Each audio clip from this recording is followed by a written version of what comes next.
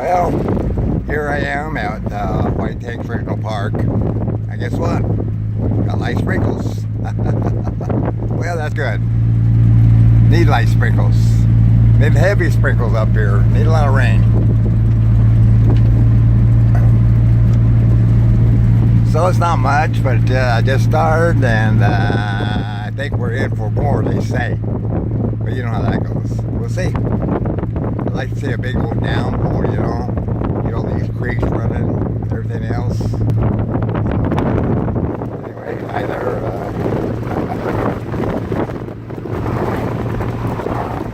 So, well, a lot of people heading out. It's 2:40 p.m. in the afternoon. So anyway, looks good. Feels good too. 66 degrees.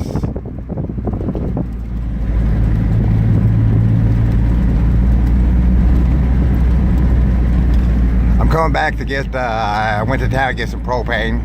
Well, at a U-Haul place. About 20 minutes away. So not bad at all.